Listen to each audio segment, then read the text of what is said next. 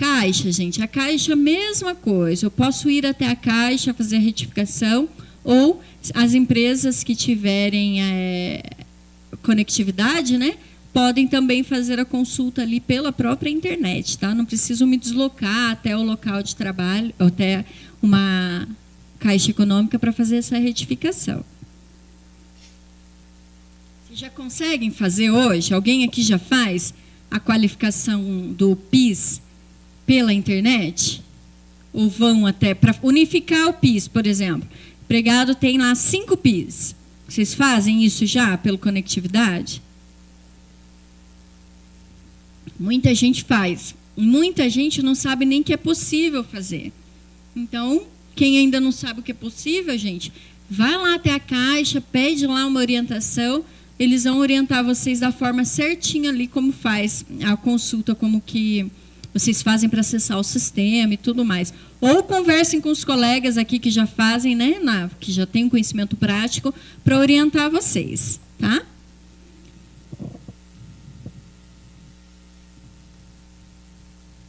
Trabalhador estrangeiro, pessoal, com vínculo empregatício, que presta serviços no Brasil. Hoje em dia, aqui, né, agora deu uma diminuída, né, mas nós tínhamos muitos trabalhadores haitianos aqui, né, vieram para cá, acho que se decepcionaram, foram embora, né. Mas tinha muitos deles trabalhando aqui. Ainda temos hoje muitos trabalhadores estrangeiros que trabalham aqui. Como que eu faço, gente, a qualificação dele? Ele regra geral, ele é um empregado como outro qualquer, né? Tem todos os direitos e todas as obrigações sobre ele. Como que eu faço a qualificação dele? Existe a possibilidade de fazer a inscrição dele no CPF, tá? Como que eu faço? Então, quem tem a intenção, né, o interesse em fazer a inscrição dele no CPF, deve realizar os seguintes procedimentos. No site da Receita Federal tem um formulário eletrônico em versões em português, espanhol e inglês, e ele preenche esse formulário e imprime, leva num consulado ou numa embaixada para fins de solicitação. Com essas informações, ele vai ser gerado um CPF para o trabalhador estrangeiro, tá? Com esse CPF, a empresa consegue fazer a qualificação cadastral dele também, tá?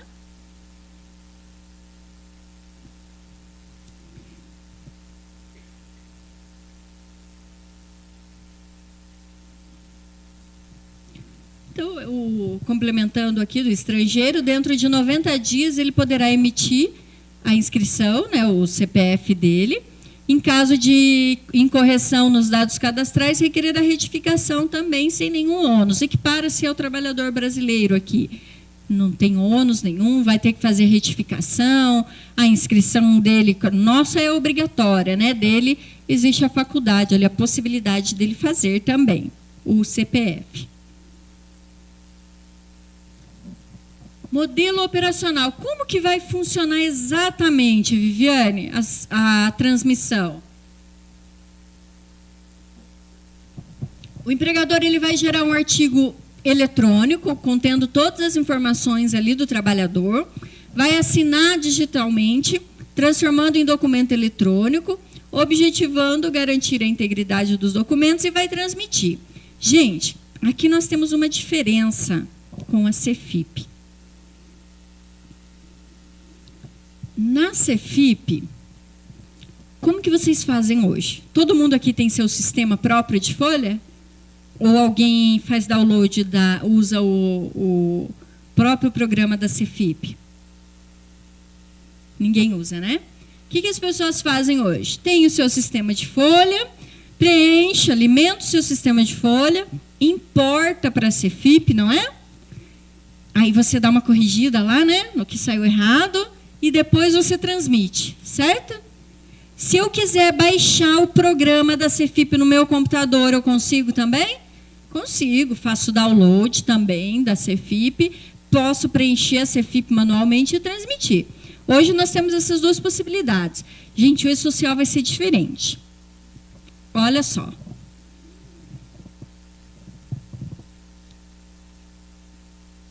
Este arquivo eletrônico ele é transmitido pela internet para o ambiente nacional do E-Social, que após verificar a integridade formal, emitirá o protocolo de envio e o enviará ao empregador, contribuinte e órgão público. O e-social não funciona por meio de um programa offline, gerador de declaração. Ou seja, não possui um aplicativo para download no ambiente do empregador, que importe o arquivo e faça as validações antes de transmitir. E significa o quê? Com o e-social, eu vou preencher, importar para o e-social e depois transmitir? Não.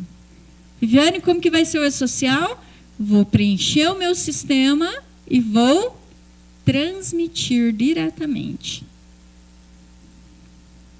Ele não dá a possibilidade aqui, ó, de importar o arquivo para fazer as validações antes de transmitir, igual a gente faz hoje com a Cefip. Viviane do céu, mas com a Cefip, quando eu faço isso, me dá a chance de corrigir o que saiu errado. E agora? Agora não dá mais.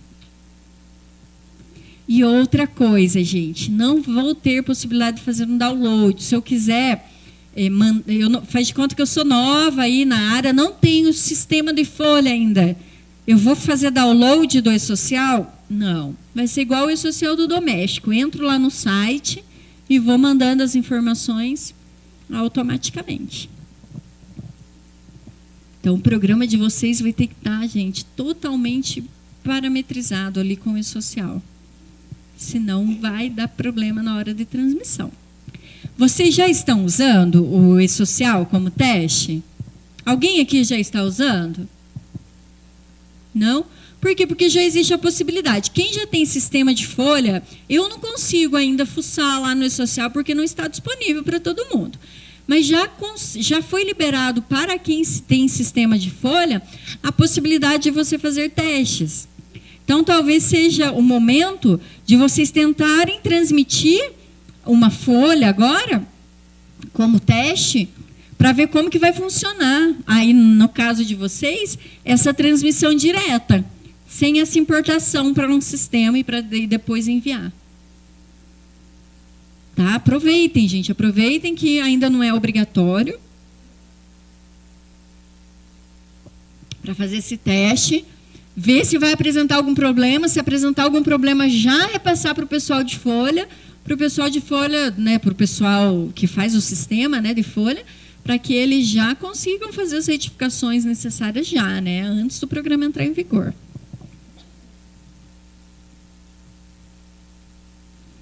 Então, o arquivo ele pode ser gerado de duas formas, ó. Só para provar para vocês o que eu falei, ó. Pelo sistema de propriedade do empregador, assinado digitalmente com utilização de certificado digital e transmitido ao e-social por meio do web service, recebendo um recibo de entrega. Ou diretamente no portal do e-social. Quem aqui já fez o do doméstico? Bastante gente? Semelhante. A forma de envio é daquele jeito. Você vai preenchendo diretamente do site. Não faça um download como eu faço no da Cefip. Tá?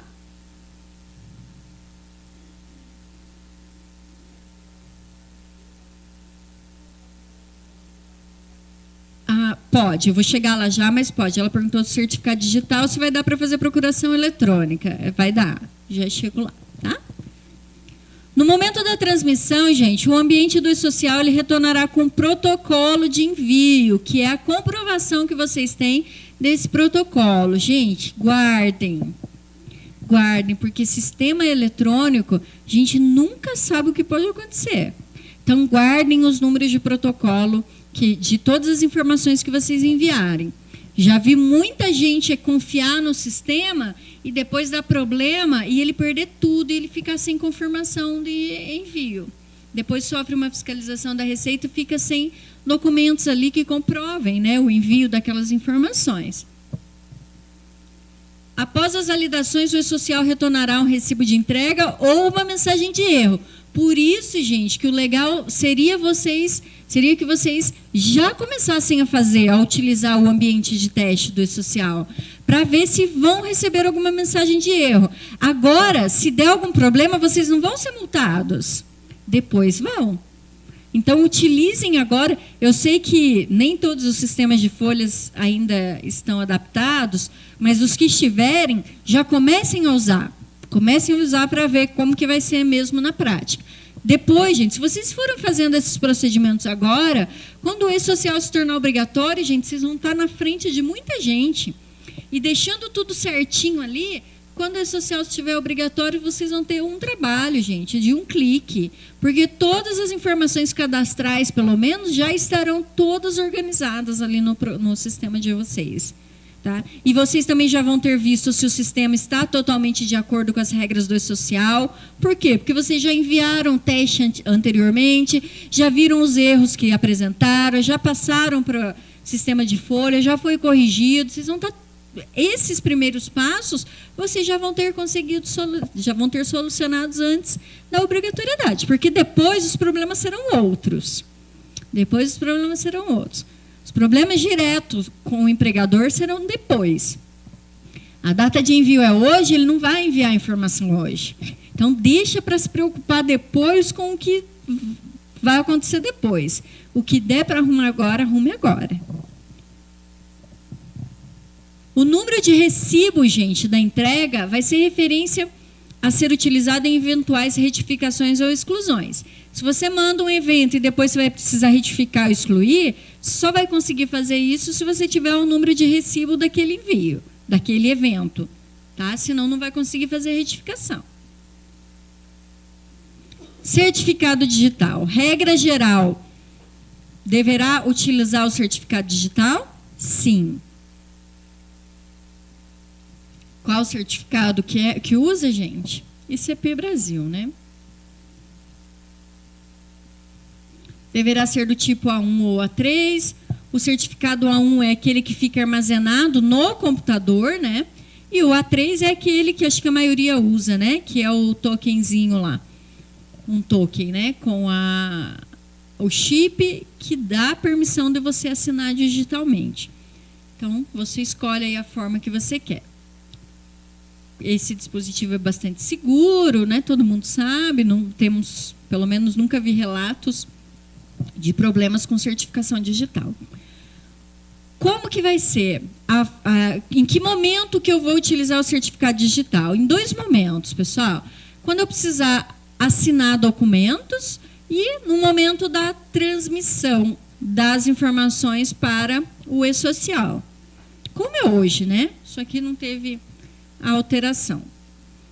Para os empregados pessoas físicas, os eventos deverão ser gerados pelo próprio empregador ou pelo seu procurador, ou ainda procurador outorgado por meio de procuração eletrônica, assinados em todos os casos por meio de certificado digital. Então, qual que é a regra? Vai continuar sendo possível fazer a procuração eletrônica? Normal, tá? Isso não vai ter alteração. Órgãos públicos ali é a mesma coisa. Mas existem algumas pessoas que não são obrigadas a ter certificado digital, não tem? Tem. Como que essas pessoas vão fazer, gente? Existe a possibilidade de criar um código de acesso diretamente no site do e-social, igual do doméstico, que você cria um código de acesso. Quem são as pessoas que não estão obrigadas a ter o certificado digital? Viviane, eu não sou obrigado, mas eu quero ter, posso? Pode, é até melhor que tenha, né? Quem que não está obrigado? O MEI, coempregado, o segurado especial e empregador doméstico, microempresa e EPP, né, empresas de pequeno porte, optantes pelo Simples Nacional, que possuam até 3 empregados, não incluídos os empregados afastados em razão de aposentadoria por invalidez, o contribuinte individual equiparado à empresa e o produtor rural pessoa física que possui até 7 empregados, não incluídos os empregados afastados em razão da aposentadoria por invalidez. Então, todos esses empregadores aqui não estão obrigados a ter certificado digital. Se quiser, pode. Se não quiser, vai ter que fazer o código de acesso lá no site do e-social. Como que é feito isso, gente? Lá no site do E-Social, ele vai pedir para você colocar o CPF, data de nascimento e o número dos recibos de entrega do imposto de renda dos últimos 2 exercícios. Você tem que ter essas informações para colocar, para fazer o código de acesso, para conseguir enviar o E-Social sem precisar ter certificado digital. Viane, não tenho a declaração do imposto de renda. Se não tem, ele dá uma outra opção para você, que é o quê? Substituir a DIRF, né, a declaração do imposto de renda, pelo número do título de eleitor. Viviane, também não tem o número de título do eleitor. Se você não tem nem DIRF, nem título de eleitor, sua única saída é enviar com certificado digital. Tá? Não vai ter outra saída. Então, vamos lá, gente. Como que vai ser a transmissão dos arquivos? Qual que é a sequência lógica? Primeiro, eu tenho que colocar as informações do empregador, né? Eu não consigo iniciar o E-Social sem dizer quem que está preenchendo aquele E-Social. Então, primeiro eu coloco as informações do empregador. Que informações são essas, pessoal? Razão social, nome fantasia, CNPJ, endereço, forma de tributação, qual que é o RAT, qual que é o FAP, se a empresa está na desoneração ou não, eu tenho que informar ali para justificar o percentual, né, que eu estou inserindo ali. Então, todas as informações que identificam e qualificam o empregador, eu coloco ali no primeiro momento, tá? Depois do tabelas, eventos de tabelas. O que são eventos de tabela? Gente, é um banco de dados que a empresa vai fazer com informações que normalmente não mudam. Por exemplo, eu vou deixar cadastrado lá nas minhas tabelas, por exemplo, o salário ou melhor, o nome do empregado. O nome do empregado muda? Pode mudar, né? Mas raramente muda. Então, eu deixo lá no meu banco de dados. O que mais? Salário do trabalhador muda? Muda uma vez por ano e olhe lá, né? Deixo lá também cadastrado. Por quê? Porque não muda todos os meses. Então, todas as informações que eu preciso ter todos os meses, eu deixo lá cadastrado nas tabelas. Para quê? Para que eu só busque essas informações depois. Ah, Viviane, mas existe a possibilidade de eu retificar, por exemplo, uma tabela? Claro que sim, existe. Se você coloca uma informação hoje e depois ela mudou, você vai lá depois e faz a retificação dela, tá? Então, a tabela serve para isso. Cadastramento inicial de vínculos. Isso aqui, gente, eu vou começar a colocar as informações do trabalhador. Vou colocar informações que qualificam e que identificam ele. Nome completo, o que mais? O que mais que precisa dele? Precisa do RG? Precisa de CPF? Precisa do PIS? Precisa de carteira de trabalho? Precisa de endereço? Preciso saber quem são os dependentes dele, se ele tem? Preciso saber o estado civil dele? Todas essas informações, gente, eu vou colocar aqui, tá? E também vou colocar as informações do contrato de trabalho. Esse trabalhador foi contratado por prazo determinado ou indeterminado? Ou por contrato de trabalho intermitente? Estão acompanhando a reforma trabalhista? O manual do E-Social já foi adaptado, gente. Já está com as regras da reforma trabalhista. Então, já consta, por exemplo, o trabalho intermitente, tá? Vou colocar ali, vou colocar o horário de trabalho dele, qual que é o salário, a função, o cargo que ele vai exercer. Função não é obrigatório, vai colocar quem quiser só, né? O que mais? Todas as informações, gente, do empregado e do vínculo de emprego. E depois começam os eventos não periódicos. O que são eventos não periódicos, pessoal? Eventos não periódicos são aqueles eventos que a legislação não diz quando que eles vão acontecer. Por exemplo, gente, empregado... Eu vou admitir um empregado. Não, daqui a pouco eu dou esse exemplo. Por exemplo, férias. Por acaso existe na legislação algum artigo que diz assim, ó, as férias devem iniciar todo dia 1º do mês? Não, né? Então, eu sei quando eu vou dar férias para o meu trabalhador? Eu faço uma programação, mas a legislação não impõe a data que tem que ser. Então, o governo sabe quando que eu vou dar férias para o trabalhador? Não sabe, gente. Se ele não sabe, quando que eu tenho que contar para ele? Quando que eu tenho que colocar essa informação no sistema? No dia em que ela acontece.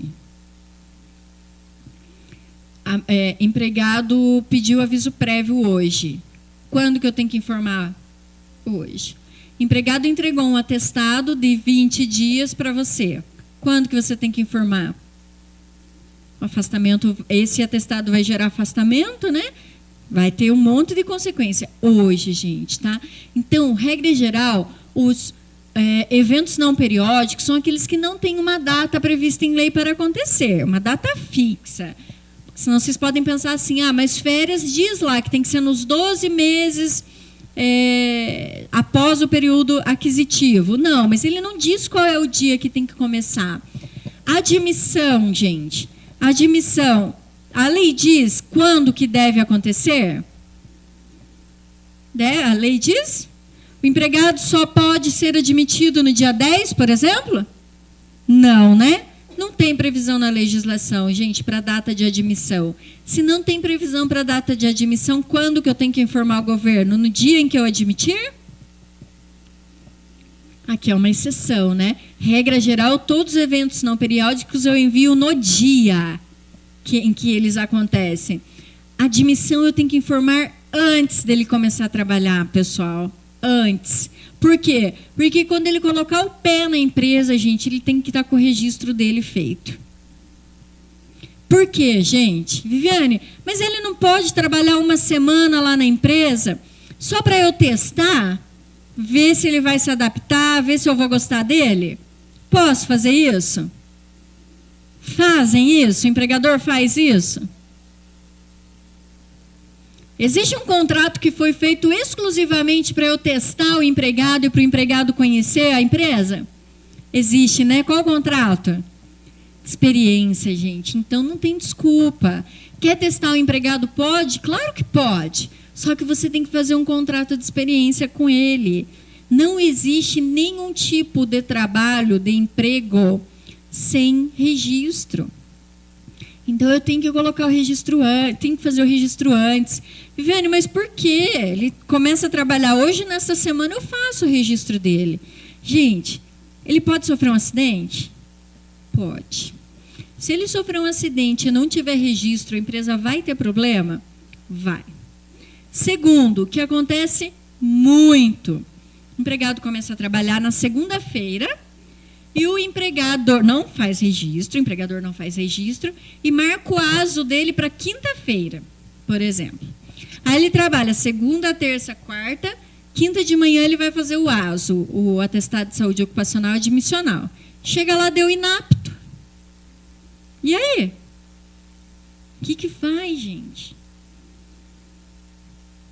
Não sei o que faz.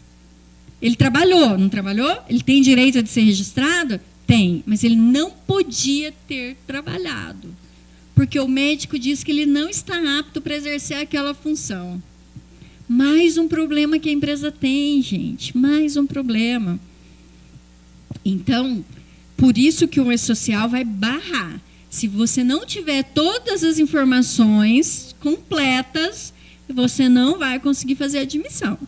Viviane, mas na prática eles vão continuar deixando o empregado trabalhar e vão fazer a admissão depois.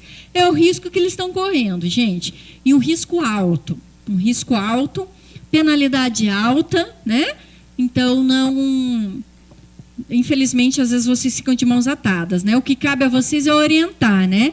Alertar do que pode acontecer e alertar do que o E-Social vai permitir e o que ele não vai permitir. Eventos periódicos, pessoal. O que são eventos periódicos? Diferente dos eventos não periódicos, o periódico tem uma data para acontecer. Por exemplo, a lei diz quando que eu tenho que pagar salário? Diz, né? Então, é um evento periódico. A lei diz quando que eu tenho que recolher a contribuição previdenciária. Diz o fundo de garantia, diz também. Então, esses são eventos periódicos que tem uma data para acontecer, tá? E depois, os eventos totalizadores, que isso aqui é o governo que vai gerar. Isso aqui nós não mexemos. Opa. Comprovante de entrega, falamos, né? Que você vai usar o número ali do recibo para fazer as retificações. Esses recibos, pessoal, eles ficam mantidos no sistema por prazo indeterminado. Porém, aquilo que eu falei, gente, como vocês não vão fazer um download, agora é o próprio sistema de folha que vai estar diretamente ligado com o E-Social, ele vai ficar também para sempre armazenado? Vai. Mas, gente, é programa. Se der problema e você perder tudo, não vai ter aonde buscar depois. Então, é melhor fazer um backup para ter segurança aí de arquivo dessas informações mesmo.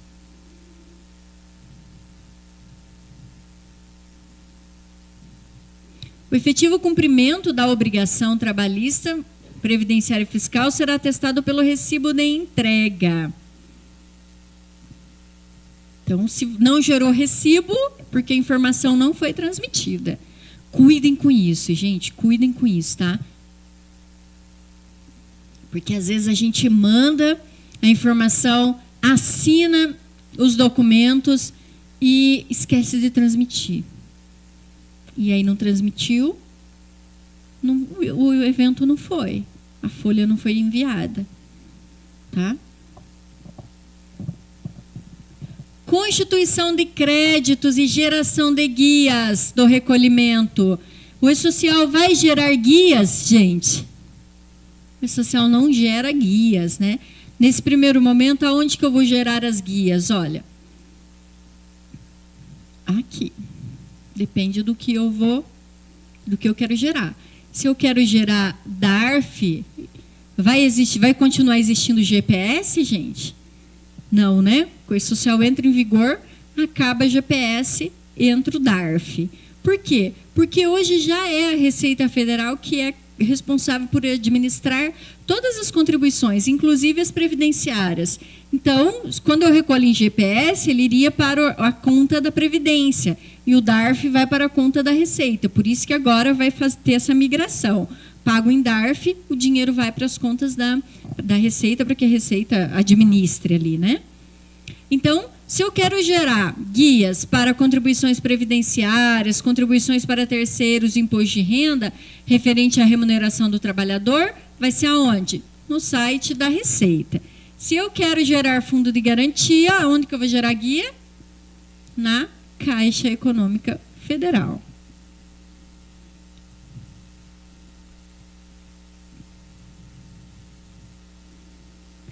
Mas, pessoal, nós teremos a DCTF Web. Não é essa DCTF que vocês mandam hoje, gente.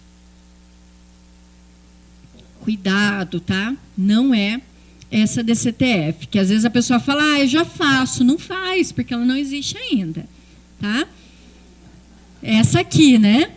Não foi disponibilizado ainda. É verdade, às vezes muita gente fala, não, a gente já conhece, a gente já faz. Não, não é essa, é outra, tá? O que ela vai ser, gente? Então, nós vamos ter o E-Social, a REINF e a DCTF Web. O que a DCTF Web vai fazer? Ó, vamos ler e depois a gente destrincha o que está escrito. Ó. Os eventos do E-Social servirão para compor os débitos relativos à contribuição previdenciária, a contribuição social devida a outras entidades e fundos e ao imposto de renda retido na fonte a serem recolhidos pela Receita, a qual, em ambiente próprio, possibilitará ao contribuinte a geração da respectiva declaração de débitos e créditos tributários. Neste ambiente que é a DCTF Web, serão disponibilizados as formas de liquidação dos débitos tributários, cujas informações com maior detalhamento podem ser encontradas no manual da DCTF a ser disponibilizado tão logo esta entre em produção. Gente, então, No E-Social eu vou colocar as informações relativas ao trabalho.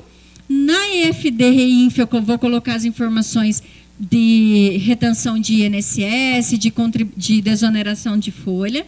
E na DCTF Web, ela vai ser responsável por gerar os tributos.